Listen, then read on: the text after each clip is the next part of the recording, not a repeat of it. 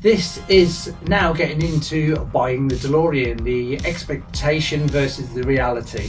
I'm not going to be controversial here, but what I am going to say is I bought my car from a trusted source because I didn't know much about the car at the time, and the problem I had before is I bought a Lotus, a Spree, and I bought one that was more of a doer-upper, and it was, yes, very cost effective to buy it, but in the long run what I should have done is saved a bit more money and bought a better version, because the Lotus just kept on going wrong and the repair bills just outweighed really the whole buy it at a reasonable price and then do it yourself.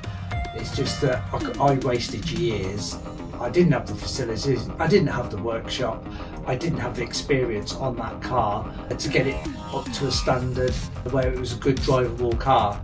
It was just, I should have done this. So when I bought the DeLorean, I thought, well, I'm gonna buy the best I can from the most trusted source I can. Of course, buying the DeLoreans, I suppose, a bit like, this series is not just about DeLoreans, of course, but it could be a Ferrari, it could be Maserati, it could be a Bentley.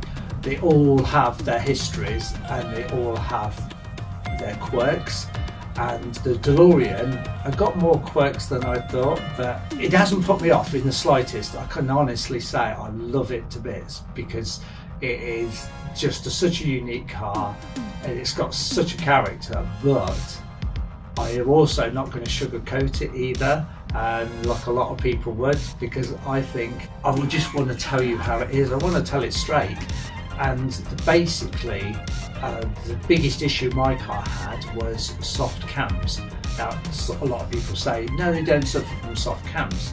Well, mine did. So I'm talking about my own personal experience. So what the problem was is some of the engines, the PRVs 2.8s, were built and some of them had soft cams, which meant that the lobes worn down quite quickly, and this would be a sound like a ticking sound. It would sound as if your tappets need adjusting.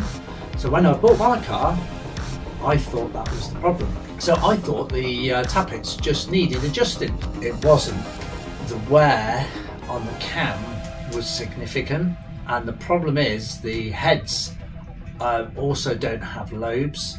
So the cam sits actually inside the head, and the head is the lobe. So they both worn together. Now, this was a very, very long process. This was a couple of years on and off trying to find the problem. So what we had to do is adjust the tappet clearance, but the problem was my cam was moving like this. So every time we moved, they shimmed it up, it would move, but it would move the other end because there was so much wear in this head and the cam. What it would do is this. So constantly it was doing this all the time, and basically I had to have new cams, new rockers and new head and re-skimmed head. Sorry, start again. So what mine basically needed was new cams and new rockers and new head. So luckily, I'm gonna quote them here because I think these guys are brilliant. Is DeLorean Go. Now DeLorean Go, especially Aaron, I can't thank him enough because he has been absolutely brilliant. I bought all my parts, my DeLorean parts from him, and well, it's from part of the club, but he's been brilliant. I mean, I emailed him once about a transmission problem I had, and I emailed him at 11:30 at night, and by 11:45 I got a reply. I mean, how good is that? And he gets new parts overnight. Anyway, he actually sourced the cams for me and the rockers, and yeah, he's been absolutely brilliant. So the backup and support from DeLorean Go for every nut, bolt, washer, screw, pipe, get it all from there, and they are great, especially in the UK. These are UK based, and yeah, been fantastic. Anyway, back to the inherent problem. So the top end of the engine had to be rebuilt, which was down to me. And of course, I haven't maybe rebuilt one engine 30 years ago, but nothing to the extent of the V6 that they put in the DeLorean, which is quite complex to say the least. So I had that problem to deal with. I also had frequency valve issues and running issues, which we'll go into later on in the series, but that was another issue that I didn't know about either, and along with lots of electrical gremlins as well that needed to be sorted out. So I bought mine as a non-runner, so I bought it from a trusted source, which I thought would be A1, and hopefully you'll find one that is A1 out there and somebody's done all the work and all the big things have been sorted. If you find one that's got this tapping noise, please check it out before. It may not be just the adjustment on the tappets. It could be this inherent problem, so be careful.